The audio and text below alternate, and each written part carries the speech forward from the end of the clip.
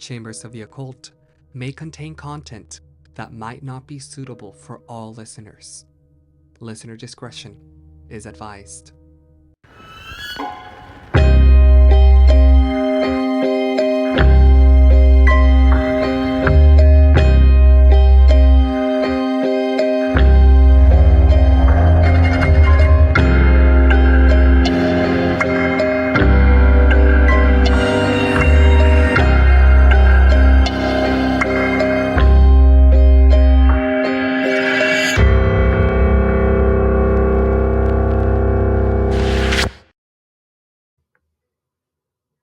Hello. Hi.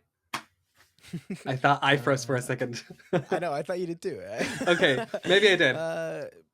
How's it going, everybody? Did Jay freeze? Who knows? Only you will know. Only If you're you guys watching, will know. not if you're listening. Episode Old News Nonsense, Volume 11. 11. 1-1. I like that number. It's pretty cool. Thanks for being here. Thanks for coming back. Yeah, It's it's been a journey. been a bit since our last Old News Nonsense. Yeah. We're doing them once a month now. We're Yeah. trying. So let us know. It's surprisingly difficult to find good newspaper articles. So, yeah.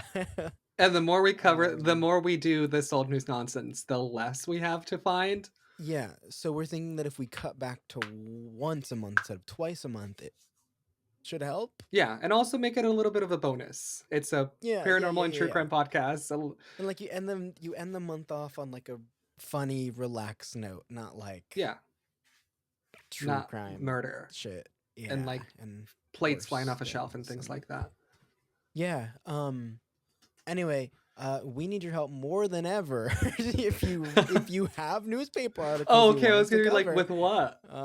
Yeah. If you have anything you want us to cover, let us know. It does help us a lot. When we're done with this, I'll give you some tips that I recently discovered on the website to how to find some easier. Okay. Some of them a little bit easier.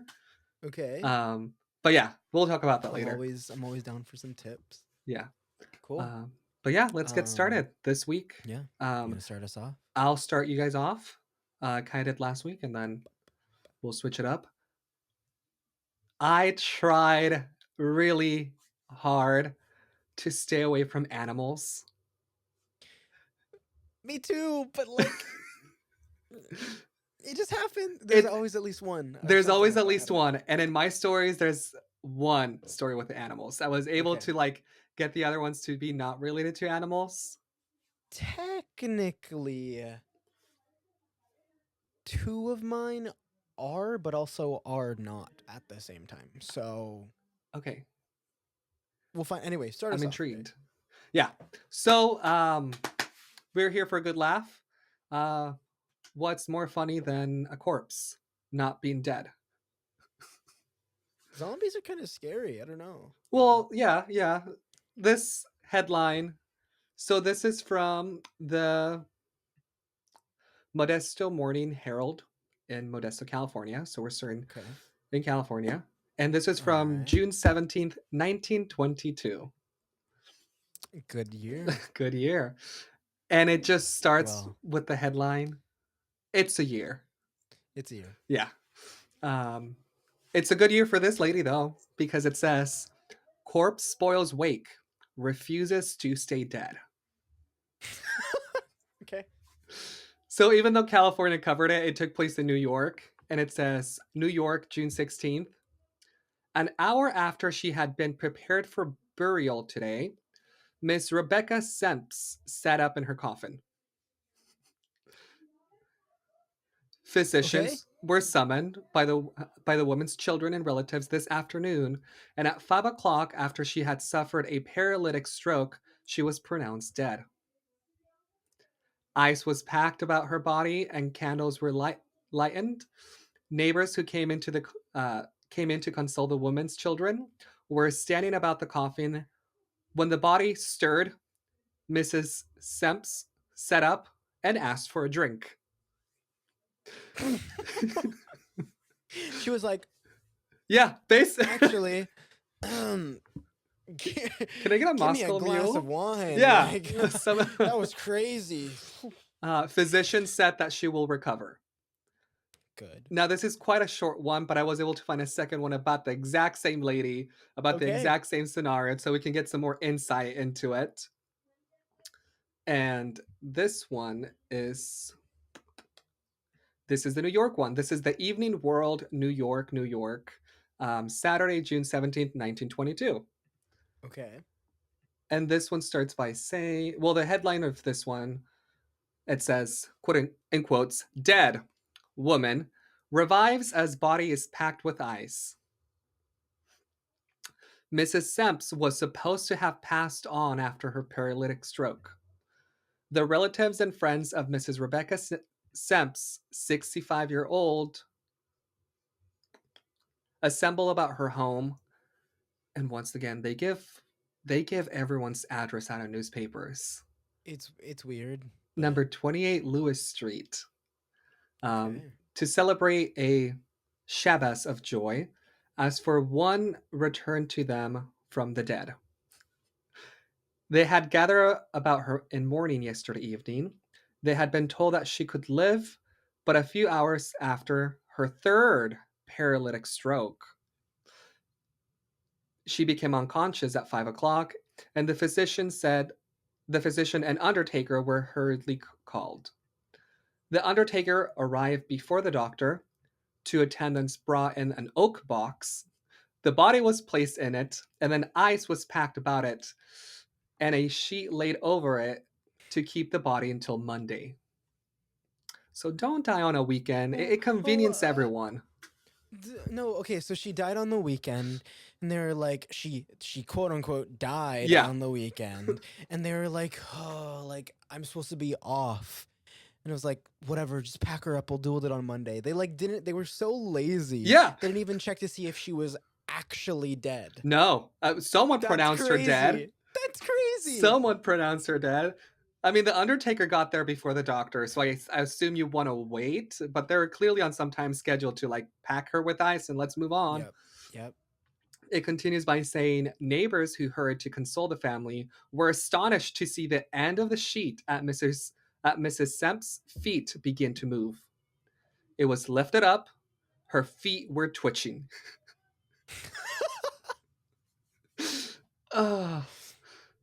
Dr. Zaglin arrived. She isn't dead, he said. She has a No shit. she has good heart action and her respiration is almost normal. The ice revived her. How does that work? I don't know. I don't think the ice revived her. I just don't think she was ever dead, like in the No. first I place. think I don't know. if anything, the ice woke her up. She's like, I was sleeping. Like it shocked her back yeah, awake. it's like it got really cold. It was so cold. Yeah, something Mrs. like that. Semps opened her eyes and murmured, "Where am I?" She was taken from the box and placed in bed. It was said last night. It was said that last night she progressed nicely, and that's all. Okay. Well, good for her. Yeah. I mean, I'm glad she wasn't dead. So sorry to disappoint. Not really Night of the Living Dead, just dead refusing to stay dead. I don't know if it's like a narcissistic thing, but like something I've thought about in the past is like, how would people like? I want to know how people would react when I die. I You want to know? make everyone cry. And this lady, she kind of got to experience that. True. Not like a Right? Like she full-on got to see what funeral. she got to see what people like how they reacted because she died. I don't know. Yeah. No, it was Kind of written on the cool. newspaper. Everyone talked about it. The neighbors talked about it. I want to know if there was someone that when she woke up was like, "Aw." Like disappointed. Yeah. Which would suck, That's but at the crazy. same time, now that you're awake, you're like, "Okay, you were glad I died, so you're off the wheel." It's like, yeah, we're not friends anymore. I don't know. Yeah. It's not like I wouldn't call it like she faked her death because I just think it's misdiagnosed. It's just what happened. Yeah, like she didn't Yeah, try faking her death. It just it happened. happened that way. I guess. Yeah, I don't know. Yeah. But yeah, from Um, corpses not staying dead, what do you have for us, Kai? um, I have the first of my animal but not so animal stories. Is it a piñata? In the same vein, it's sort of Oh, similar. okay. Kind of. Not really. What am I okay, so I just took a trip to Canada, and this is very fitting because this is from the Calgary Herald from Calgary, Alberta, Canada. This was published on Monday, February 15th, 1988. Okay. I guess at that time the Olympics were held in Calgary at the time. The 1988 Olympics were there. So there's like a whole parade or whatever. Anyway, it says aerial dinosaur buzzes Calgary. Was that their mascot that year? Yeah, I mean, Calgary's mascot has always been like dinosaurs, I think. Okay. For some reason. Like the University of Calgary, they're called the Dinos. Mm-hmm. And like. So that's why you're like other kind stuff. of an animal, but like. Yeah. Got it. Okay. Okay, so a 7-story tall Tyrannosaurus Rex rampaged through Thorncliffe Heights Sunday on the trail of Olympic gold. Startled residents watched as the ferocious green beast, actually a hot air balloon participating in the first Kodak Balloon Festival launch, landed in a ravine near Deerfoot Trail at Blackthorn Road Northeast. It's what I imagined. Well, you said like 7 feet, and then you said rampage. I'm like 7-story. Yeah, tall. 7 stories. That's 7-story. Huge. Yeah. That's huge. Yo. Yeah. And so when you said piñata, that's the apartments next door. Kinda. That's how tall. That's how tall it was before the earthquake. Yeah. That's crazy. That's if you know, you know. 7 stories. That's big though. That is huge. Says it continues with a quote. It was a monstrous thing, said Frank Gill of Peachland, British Columbia, who was visiting son Mike during the Olympics. Quote, I was awed. I have never seen a balloon that big in my life. I haven't either.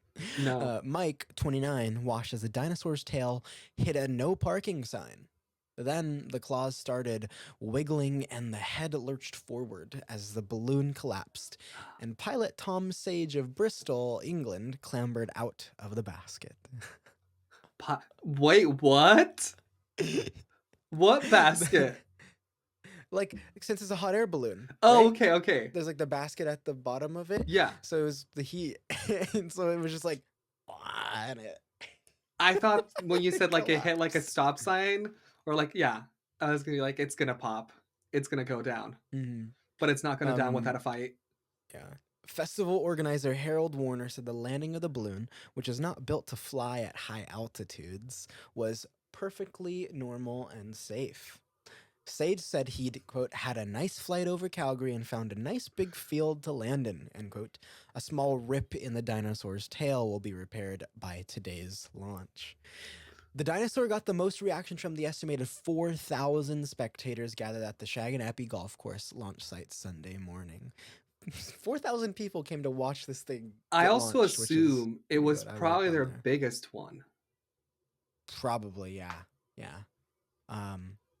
The 40-meter tall balloon, manufactured in England and making its maiden Canadian flight, slowly inflated, then flew skyward to cheers and clapping. It joined 130 other multicolored hot air balloons that formed a spectacular airborne parade in the sky over Calgary, a spin-off to the numerous Olympic festivities in and around the city. So yeah, you were right. There was a bunch of other hot air balloons that were. But this was probably just the 7-story tall dinosaur. Yeah. I feel like if you're already up there and you see this dinosaur come up, you're just like, let's make way. Like, what the fuck? Yeah. Like, I don't know. Like, get out of the way. Oh my God. I would love to see that though. Me too. So it says Beth Struble of Calgary brought sons Mike, 9, and Mark, 7, to see Mickey Mouse take flight. An excited Mike Wilson, 4, of Calgary told his father, I want to go up in one. Wilson was impressed that there were so many balloons different than the ones usually seen in the skies above the city, Canada's hot air balloon capital. Calgary is Canada's Oh, hot is air balloon it? capital. I didn't actually even know that. Well, now we know. Um, Fact of Other the special day. shaped balloons included a coffee car can, looks like an R, a coffee Okay. can, and a film can. Hundreds of tripods were set up around the launch field as camera buffs snapped pictures of the biggest hot air balloon festival ever held in Canada. So there's pictures out there of that dinosaur somewhere. There are, yeah, and it actually has a picture of it on the Nice. article itself. Okay. So yeah, you guys will get viewers, you'll get to see. Nice. That's exciting. Has a little bit more. So Leanne Rodway, a member of the Foothills Camera Club, had her camera at the ready to take pictures of the color and the people. The first mass launch of the Kodak Balloon Festival, designed to add to the festive atmosphere of the 15th Olympic Winter Games, got off just ahead of strong Chinook winds Saturday. 105 pilots from 11 countries were disappointed when stronger winds canceled a mass launch over McMahon Stadium during the opening ceremonies. Yeah. Weather permitting, between 8 and 10 a.m. from today to February 23rd, the Balloon Festival features a colorful mass ascent from the main launch site at the golf course. It's free. The site features a carnival-like atmosphere with entertainment, roving mascots, food, and souvenir booths. That sounds fun. That does really sound fun. Yeah. But that's the article. Thank you. The hot air balloon festival, the parade to Go Calgary. add to the celebration of the Olympics there. Yeah. I think Calgary should do another one, but they should Another make like an Olympics. even taller. Well, that too, but like they should make an even bigger hot air balloon. Make it bigger than like this year. Have it be a 10-story. Yes, they need to. They need to start a petition. I'm gonna let all of my Canadian friends know that they need to start that. Honestly, just everyone. Just be like, hey, here's Everyone, a petition. Yeah. Let's bring it back. Anyway, that's I'm glad. Thank you. That's the article. I have one from Minnesota. Love Minnesota. Cool place.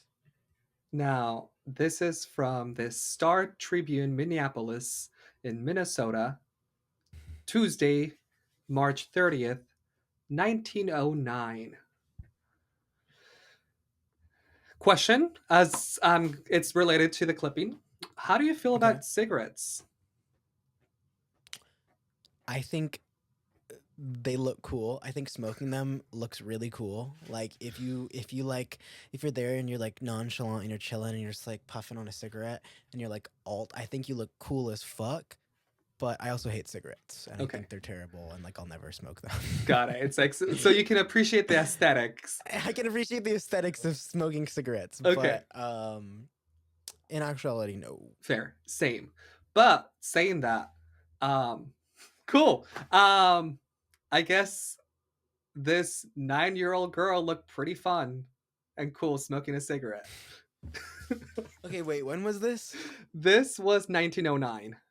Okay, so it was like normal for 9-year-olds to smoke cigarettes back then. I don't think so. Let's not normalize children smoking cigarettes. Oh, I'm not normalizing. No, I'm even if it's 1909. Over 100 years ago, yeah, it was normalized. The title of this article just says 9-year-old girl, a cigarette fiend. Oh God. So they were already not happy with this. So like, yeah, I think everyone could agree cigarettes are not good for you, but like it is what it is when you're an adult. But as a 9-year-old, what do you do? No, that sucks. Where's your gum? Where's the lollipop? Where are your parents? Yeah, well, we're gonna find out. Ooh, okay. It's not as long as my previous one or yours. It's a little shorter. The other clip-ins will get a little bit longer, but this is as good a place to throw it in as anywhere. It says a 9-year-old girl who is a habitual smoker was a sensation in juvenile court yesterday. The child's mother is said to have allowed the girl to use tobacco without restraints. Okay. Some kids play with Barbie dolls. My child smokes a cigarette. Yeah.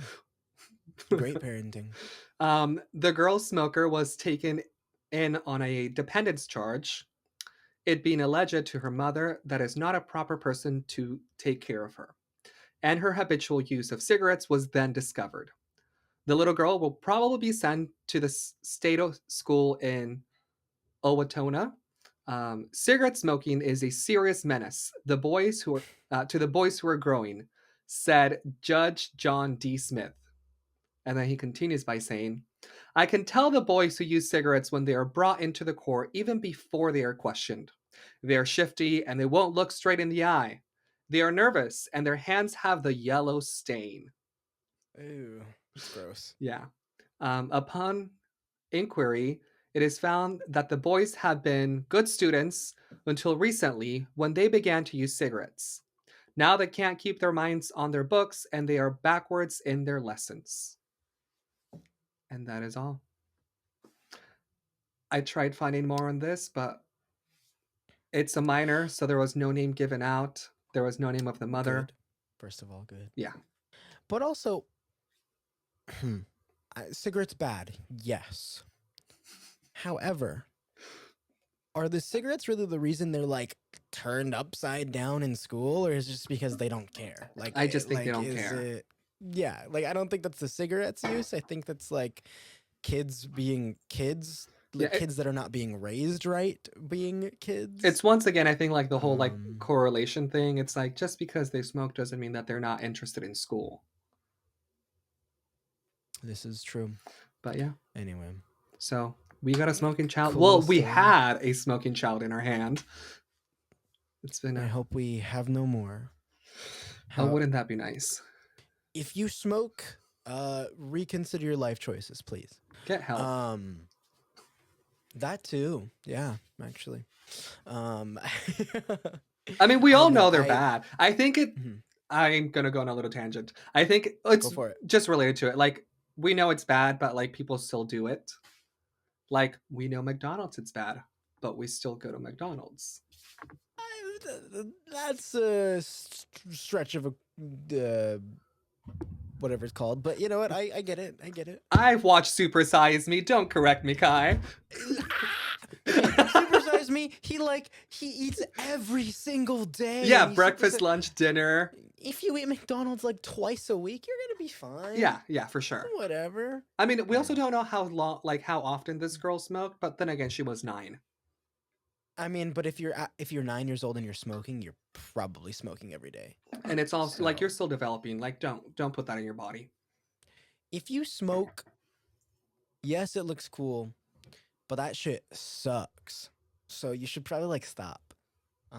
You also smell really bad. Yeah. Like you think you can hide the smell, you don't. The amount of people in high school that would like spray themselves, like douse themselves with perfume after smoking weed, and the teacher would still be able to call them out was wild. No, yeah.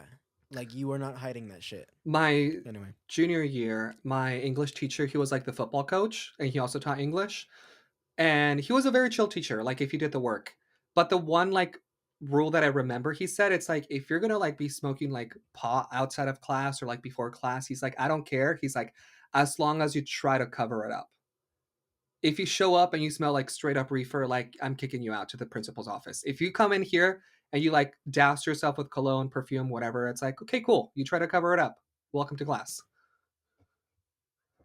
But yeah. It's just gross. It's just gross. Everyone can smell it. Yeah. Especially I grew cigarettes. up in a family of smokers. Like some of them still do, and it's just like yeah, cigarettes are a big turnoff. In the same vein of like cigarettes and drugs and whatever.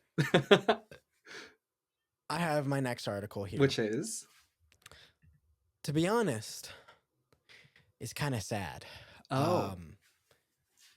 But the reason it fits into old news nonsense is because it is so crazy that this was even a newspaper article. Like, why was this published? Yeah. Okay. Okay. Let's see where this goes. Like, you can't see it, but like my hands are like ready for this.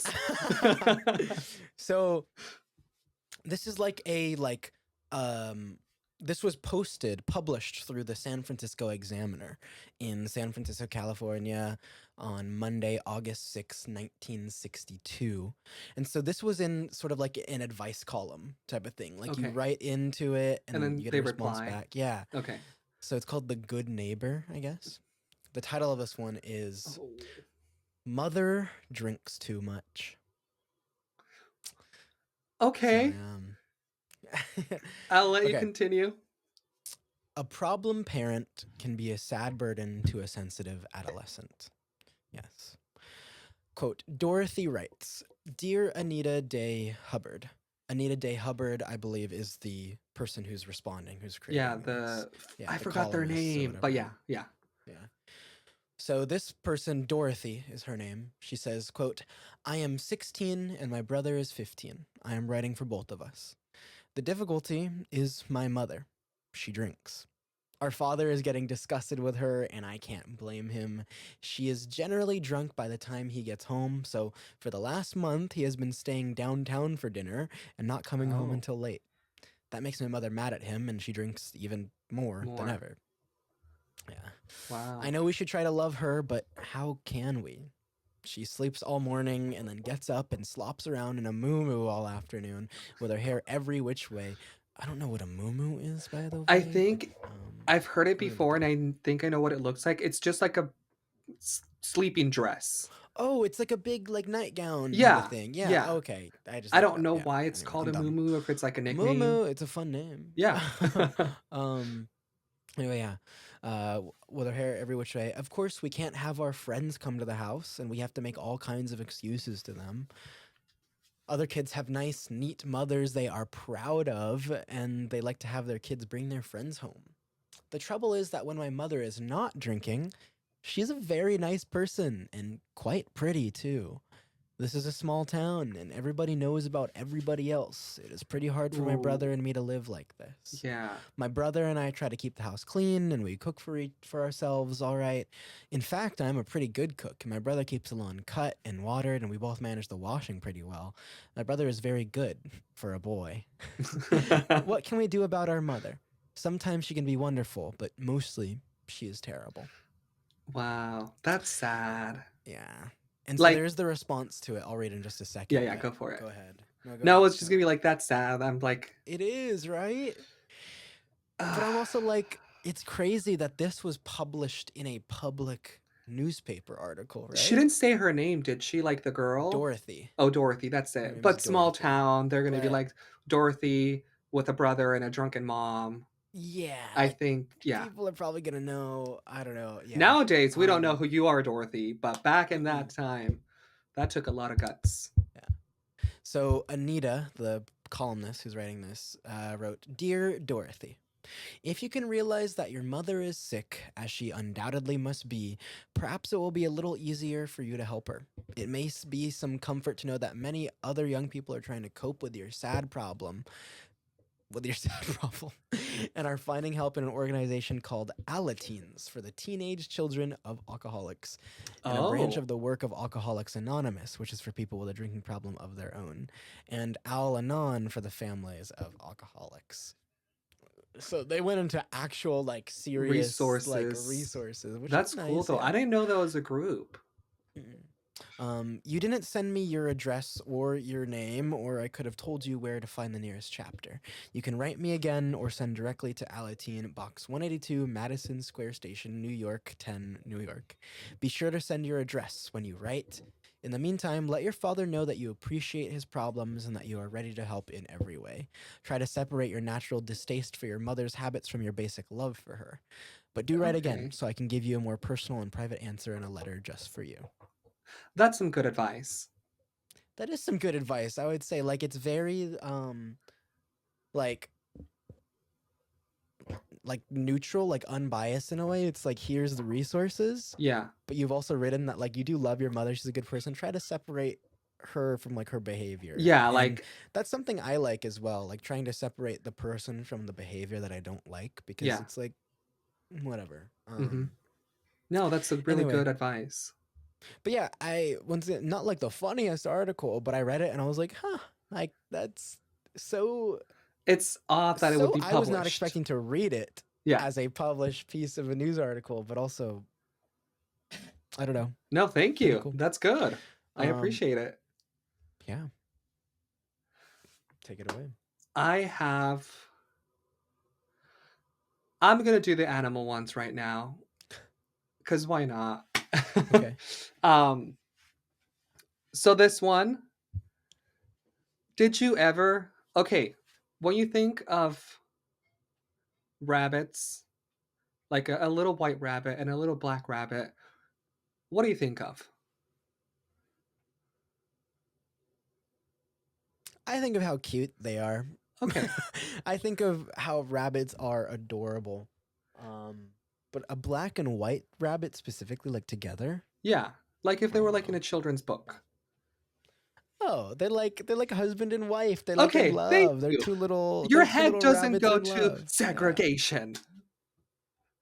No. What? No. Okay, no, no, I know that your head No. would never go No, there. I know. That's crazy. Okay. All Because it right. says that okay, so this is from the News Messenger, Fremont, Ohio, Friday, May 22nd, 1959. And it's actually Okay. covering something that happened in Alabama. And it says, Okay. no hidden message. White rabbit, black rabbit, wed in juvenile book. So Alabama children are not permitted to read it. That's crazy. Oh yeah, yeah, and and it starts That with is saying, crazy. uh, a book for young children about a white rabbit marrying a black rabbit has drawn protests in Alabama. It was withdrawn from general public library circulating because segregationists complained that it reflected pro-integration views. The book is The Rabbit's Wedding, published by Harper Bros. Last year for children between the ages of 3 and 7. It was written and illustrated in color by Garth Williams. The story tells of the marriage of the black and white rabbits at a moonlight wedding attended by all the other animals in the forest. So once That's really again, cute. it's what you thought. It's like, yeah, That's black and really white rabbit. cute. They're rabbits in love, but of course, because it's fucking Alabama, During segregation. racist motherfuckers. No, oh God, I think you just offended our Alabama people. I don't give a fuck. Isn't Will from Alabama? Oh, he hates Alabama, Yeah, right? I don't that's why he know. came Like, here. Anyway, yeah. um, it continues by saying, "Order removed after criticism of the book." First appearance, Miss Emily Wheelock Reed, director of the Alabama Public Library Service Division, longest title, um, Yeah. which lends book to other libraries through the state, ordered the book to be placed on the agency's reserved shelves. Miss Reed said that the rabbit book had not been banned, but merely withdrawn from general circulation. Librarians seeking the volume for their local libraries may obtain it now by only specific request. Some still carry it on their open shelves, Miss Reed said. She said she and English. She and she. It says she and she. Anyway, she and members of her staff had received complaints about the book, um, and that members of the legislature,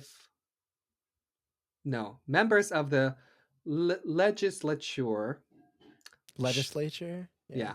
yeah, Sean E. O. Edens questioned it. She said it isn't unusual to take books out of general circulation in public libraries, and that it isn't always for racial reasons. Okay. Meanwhile, the publishers issued a statement from the author saying that the book has no political significance. Williams, now in California, added the statement, I was completely unaware that animals with white fur, such as white polar bears and white dogs and white rabbits, were considered blood relations of white beings. I was only aware Me that neither. it was like I was only aware that a white horse next to a black horse. Looks very picturesque. William said that his story was not written for adults. He said that they will not understand it because it's only about soft, furry love and it has no hidden messages of hate. It's about soft, furry love. Yeah. And then it ends by saying, available here. The Rabbit Wedding, removed from shelves of Montgomery, Alabama Library, is available at Birchard Public Library. Miss Haley Grimm's librarian said today. And that is all. Okay. But yeah, I read this and I'm like, of course people would complain about a book about rabbits. Of course they're going to, yeah. And like Alabama and all those fucking southern states are like trying to ban so many books, and it's so crazy. I don't know. This was this So was dumb. like 50 years ago, and like now, like And it's still happening again. Yes. I wonder why. I wonder who's doing that. I don't know. Oh Who was my alive 50 years God. ago that was alive this? Oh my God. The same people that are banning the Who- books. Oh my God. I sure hope our next president doesn't want to ban any books. Whoa. Oh my God. We'll see how. Anyway, not to get political. Also, like historically, haven't the people banning books and burning them been on the wrong side of history? Yes. So why are we still doing it? Because they're stupid. Why are we not reading That's those why. history books? Oh, because they banned them. Mm-hmm. Anyway, Mhm. Guy, take us away. Um, Away from Alabama, please. Away from Alabama. Okay, I'm gonna take us somewhere like very different. So we have like one end of like the spectrum, which is Alabama, Okay. right? And then we have like the other end of the spectrum. This wasn't planned. This is just working out this way. Okay. The other end of the spectrum is Santa Cruz, California. Oh, yes. Oh, Right? yes. There's like Alabama and there's Santa Cruz. Completely 180. Yeah, this is from the Santa Cruz Sentinel, Santa Cruz, California, Sunday, December 4th, 1988. Okay. Now this article, its title is "Hug Me." Okay. Sweaters bring you in out of the cold, even when you're not outdoors. When I see a man in a sweater, it makes me want to hug him. A woman friend remarked when she learned I was writing about sweaters. Okay. Sadly, I was not sweater clad at the time, although I was sure to wear one the next day. Discretion prevents my disclosing with what result. Sweaters not only feel good, they are good to feel. Like kittens and puppies, they are warm and soft. They come in an unending profusion of colors, patterns, and textures. They come as pullovers, vests, or with buttoned or zippered fronts, with weaves tight enough to shun wind and water, or open and soft enough to, well, attract hugs. Fair. People clothe their dogs in sweaters, knit sweaters for friends and themselves, vie for the latest sweater fashions in trendy stores. And although sweaters are often associated with ski slopes and snowy climbs, True as well. where gaggles of sweater-clad athletes gather around a crackling blaze, gripping mugs of mulled wine and trading tales of speed and adventure. The seldom remarked fact is that snow-free Santa Cruz enjoys a perfect sweater climate of its own. I do agree. I Santa also Cruz, love how they use the word very gaggle. nice. I love gaggle. That's why I stopped and I laughed for a second. Because of the word gaggle. We need to start using that word again. A gaggle of geese. Is that what it is? I don't know. A gaggle of listeners. That's what you guys are. Oh my God. Quote, they can be worn in Santa Cruz all year round, end quote, says Yes, they Barbara can. Scott, a knitting instructor and inveterate sweater maker. Quote, in the colder weather, you can wear them inside and save on your PG&E bill. And in the summer, you can wear them outdoors. This is true. Yep. Sweaters are never out of fashion, but they have enjoyed a particular surge of popularity in the last couple of years, owing in part to that fashion pace setter, Bill Cosby. Oh, Wait. So they brought up Bill Cosby, and it's 1988. Yeah, yeah. He's a cool guy still at that point in time. Yeah, but I'm just like, how do Anyway, we get people to pay attention? Bill Cosby. Bill Cosby. Fair. Sweaters are never, or Cosby, the funny and sensitive star of television's perennially top rated family sitcom, often wears sweaters with bright or intricate patterns. Peter Vokos of The Men's Room in Capitola says, quote, about a year ago, with all the publicity that The Cosby Show got, it sparked a revolution in the sweater industry, and everybody is trying to outdo everybody else in terms of bright, unusual patterns and a lot of different textures. I love this. It just became its trend. It did. It Like like sweaters ugly blew up. sweater party, but like year round, and not necessarily ugly, just like sweater But party. sweaters, different colors, patterns, whatever. Yeah. Yeah. Um, Voko says 60% of the sweaters he sells are fancy, including handmade cashmeres, as Okay. costly as $500. Oof. Oof. Wait, can you look up $500 in 1988? Okay, yeah. $500 in 1988. Inflation calculator.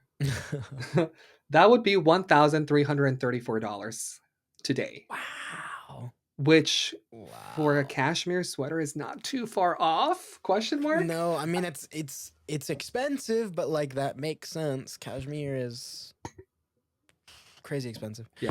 Anyway, but he adds, quote, 40% of our sweater sales are in basic styles and colors. V-necks, sweater vests. The majority are in the $60 to $100 range. Okay. People who knit their own sweaters are turning out fancier garments as well. Yes. Isa Lawton of the Knitting Nest in Aptus confirms, quote, mohair and angora, all these beautiful fibers are very popular, end quote, she says. Quote, the yarns are becoming more and more unbelievable. They have gold threads, bright colors with a black background, a lot of different fibers we didn't see when I started knitting as a young girl in France. Most people don't have to be very experienced to produce a fairly fancy sweater, Lon says. They buy a yarn that has all these exciting things going on. I wish I knew how to knit a sweater. That would be really cool. I would love to knit a cool I sweater. learned as a child how to crochet, and I forgot that skill. Over the past like 2 years, I've on and off, I've like taken up crocheting and I've abandoned it. And Yeah. I like, so I know how to make like the simplest things, but like I've always wanted to get good at crocheting, but I just never Same. have. Yeah. Anyway, knitting goes way back in Terry Spodek's family, but she has been knitting seriously herself for about the last 5 years. I find it very meditative. I totally zonk out, says Spodek, president of Santa Cruz Downtown Association. Plus, being a size 4, I find it very hard to find exciting, unusual things that fit.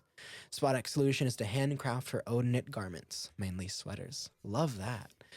Sweaters for dogs are a popular item in Santa Cruz, particularly during the Yes. season of winter chill. We sell a lot of sweaters beginning now, says Annie Singer of Shampooches, a pet grooming and supply store. It's a big item for Christmas with the cold weather coming. There are all different colors, all different styles, she says. Some are knit, some are a plaid flannel. And that's where it ends. Nice. People are still buying sweaters for their dogs. And I love that so And I don't think, much. honestly, from what you read, I don't think anything has really changed. No, and I actually love that a lot.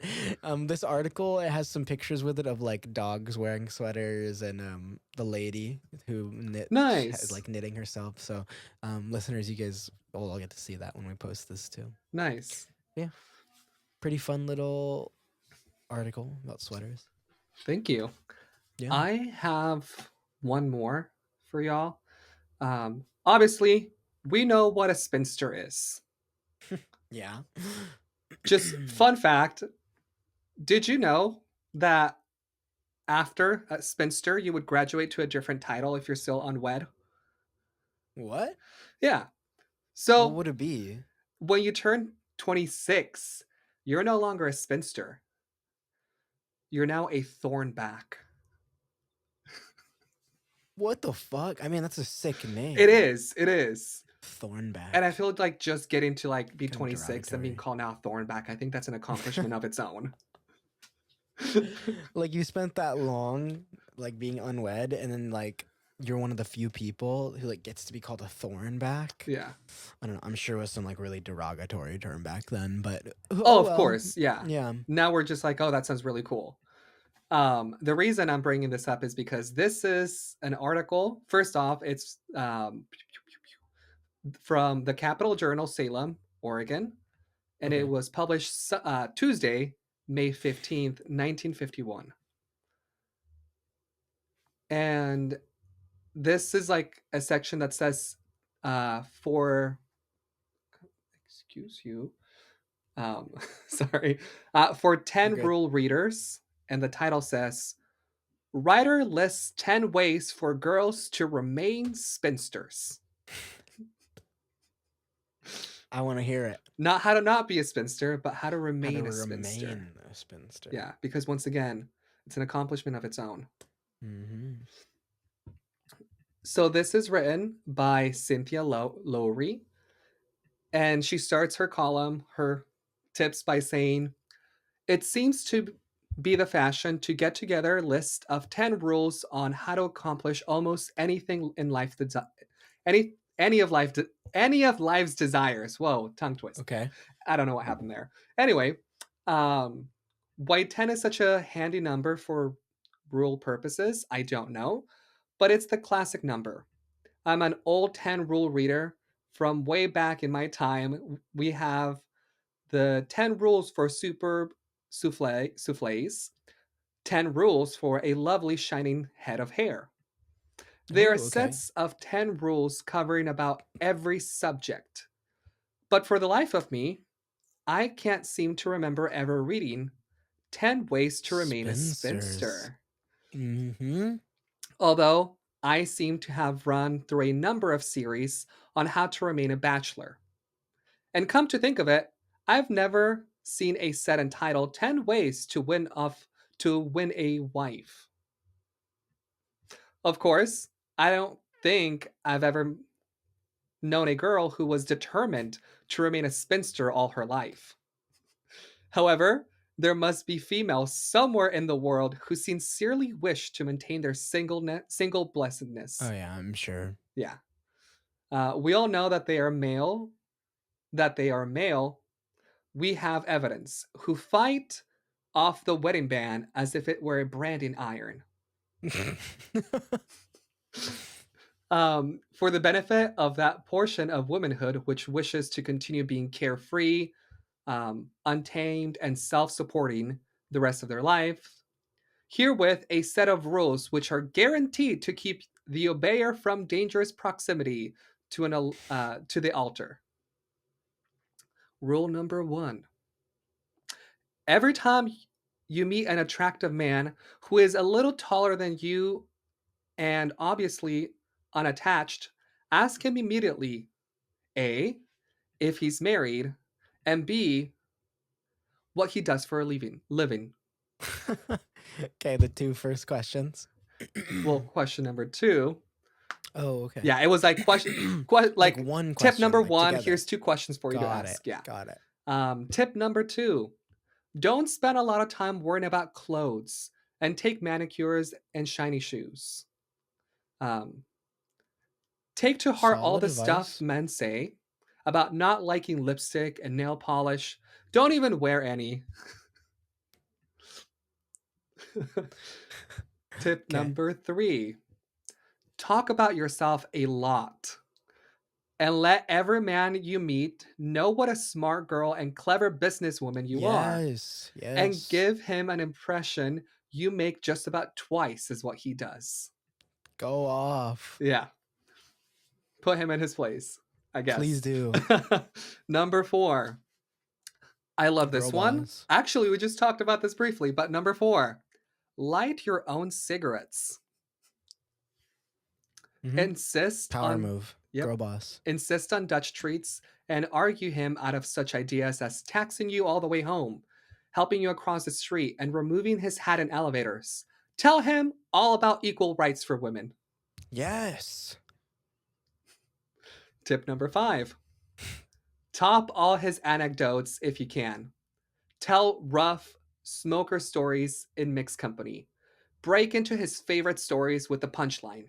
Indicate that Love you it. first heard his jokes when you were in Love it. kindergarten. Yes.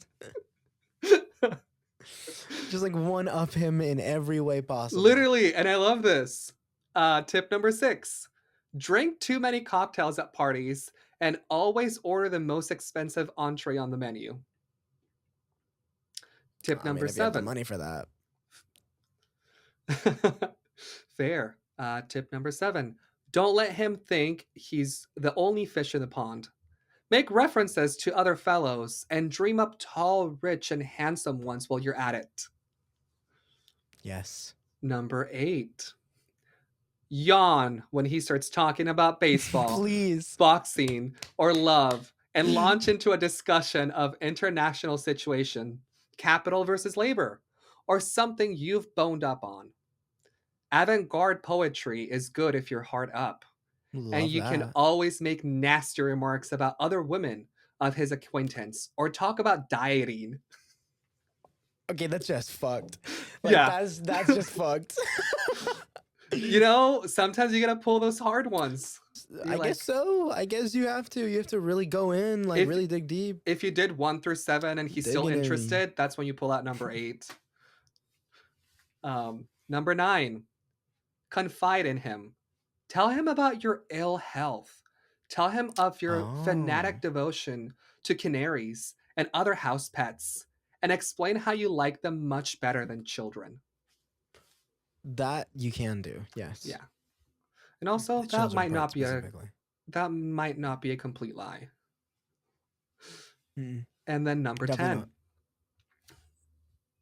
developed a high nasal voice which can be heard from long distances and make it a practice to hail waiters on it. Break up all over when you laugh and when you get red and puffy face when you cry in the theaters. It is all Okay, that's practically insane. I know. It is all She wraps it up by saying it is all practically guaranteed that if these rules are followed to the letter, the ambitious spinster who wants to stay that way can fix it so that in 10 days her telephone will never ring and strong men will cross the street when they see her approaching. We love women here. And I love this. She's right. Why is there Yes. articles saying 10 ways to stay a bachelor, but not 10 ways to stay a spinster?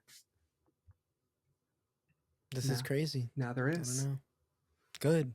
Women deserve it. Yeah. If you want You to don't stay a need a spinster, man. good You don't for need to you. get married.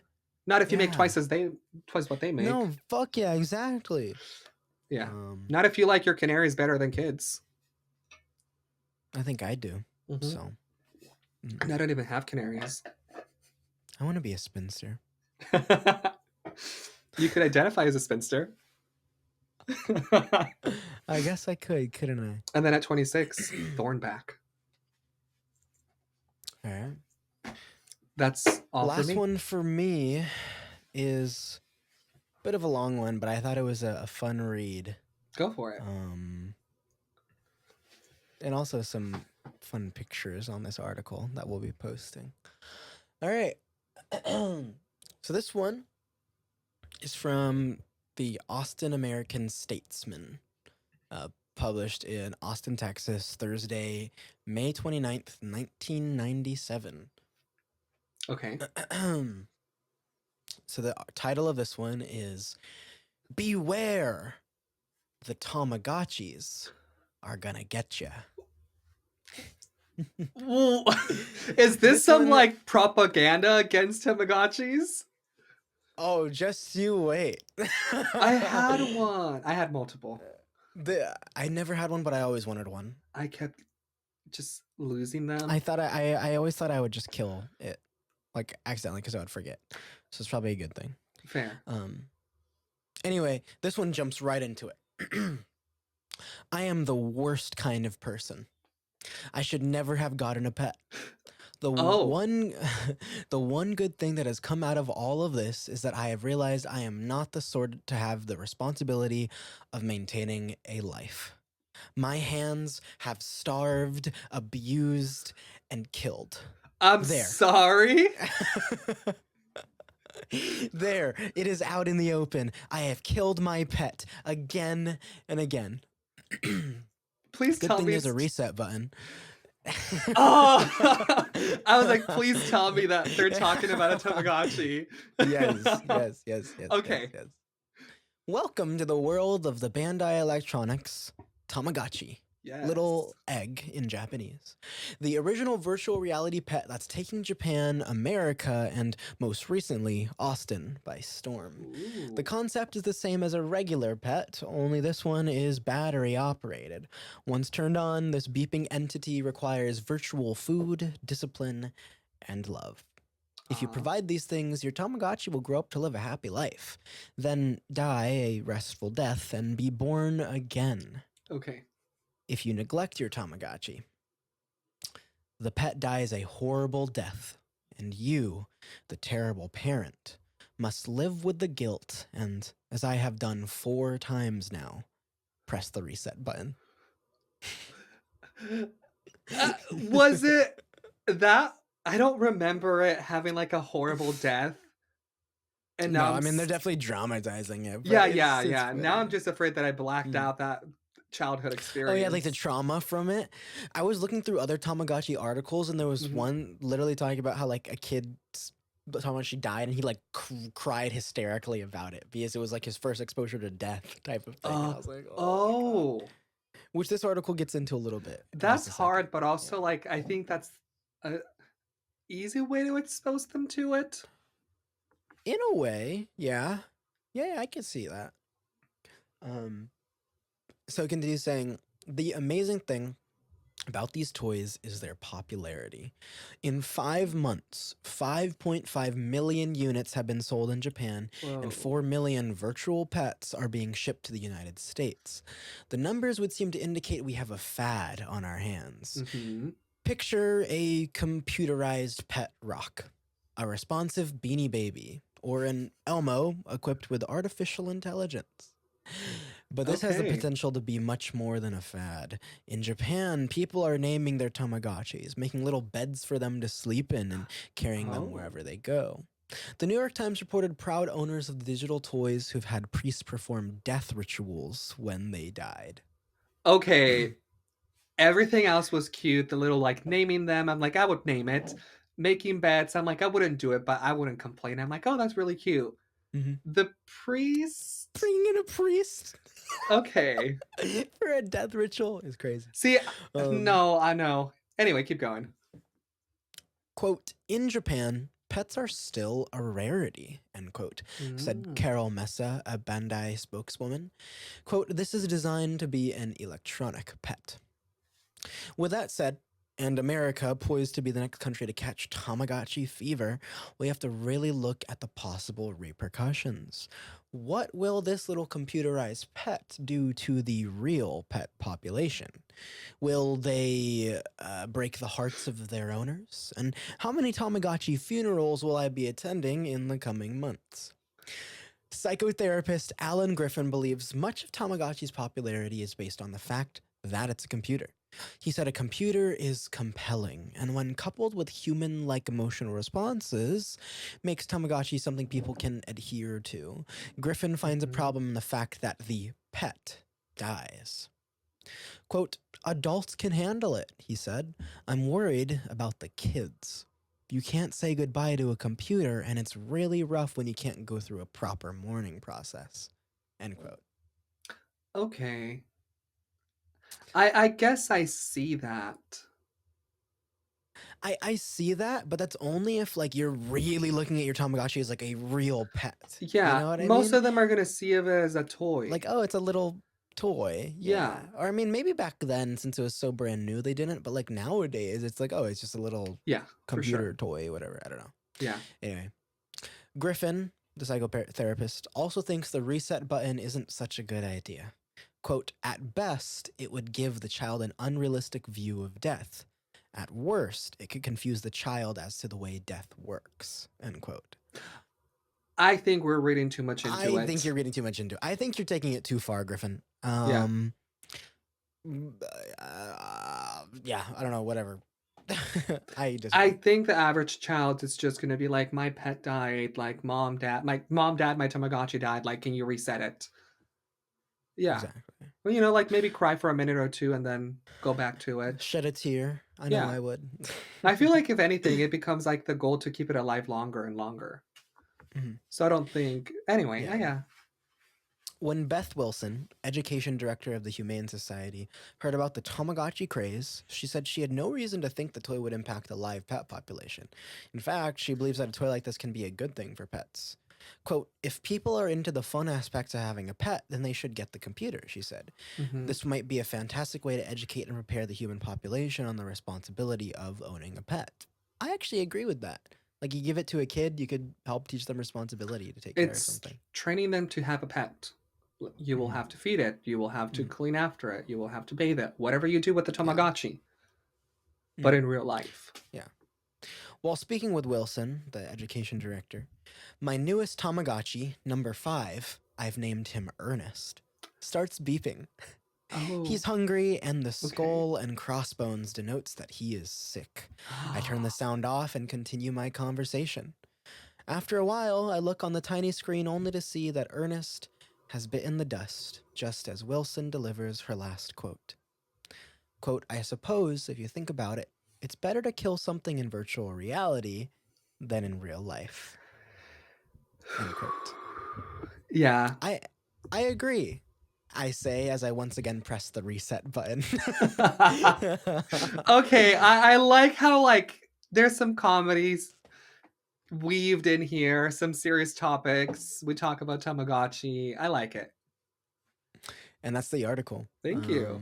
Yeah, Tamagotchi death. That's a good way to end it up, to wrap it up. But yeah, And this was also the other sort of animal, animal sort of one. not Yeah, it makes sense though, article because I that I don't had. really think Yeah, that they're animals in there. They're just like a pixelated something.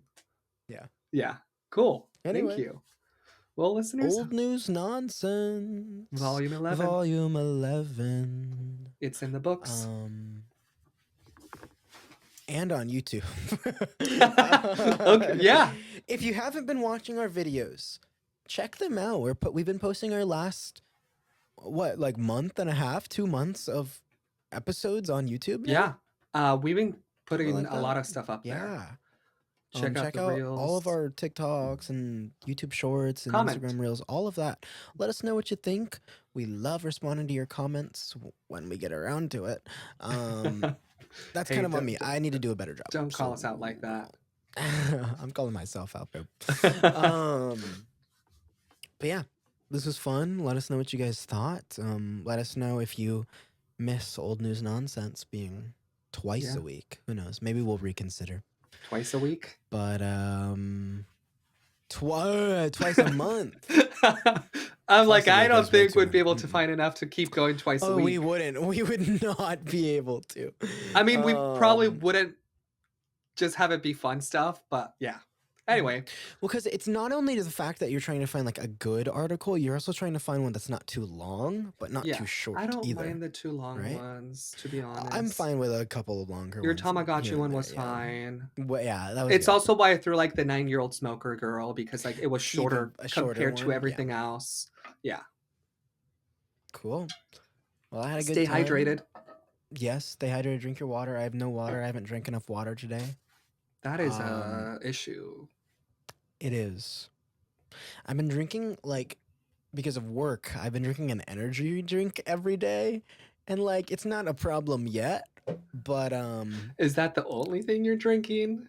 no, I mean I sip on water Okay, throughout the that's day, fine but then. yeah, Won't be an issue. You're out and about for yeah. 8 hours. An energy drink is not This going to is kill you. true. If This is anything, it's true. going to, I don't know, give you a rush Help of a stamina bit. or energy Yeah. or something.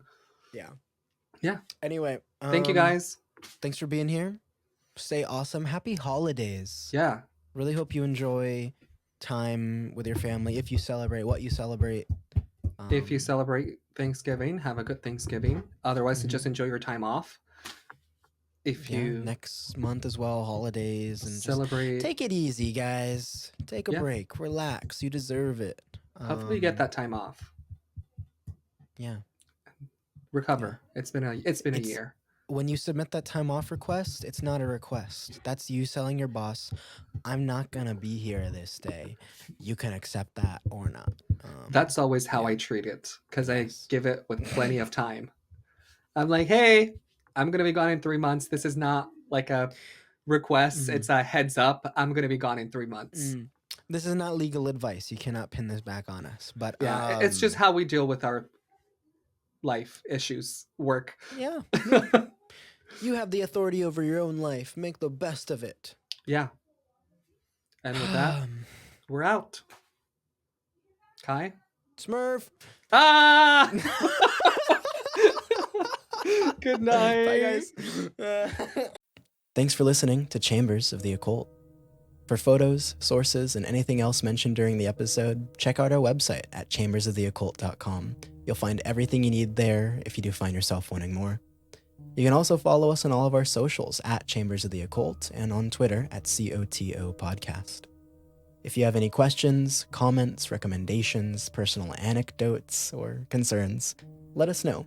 Fill out our contact form on our website, email us at chambersoftheoccult@gmail.com, or leave us a message on our socials. We would love to hear from you. And if you enjoyed what you heard, we would greatly appreciate it if you could drop a like, leave a comment, and subscribe. It is absolutely the best way to show your support, and it would mean the world. Until next time.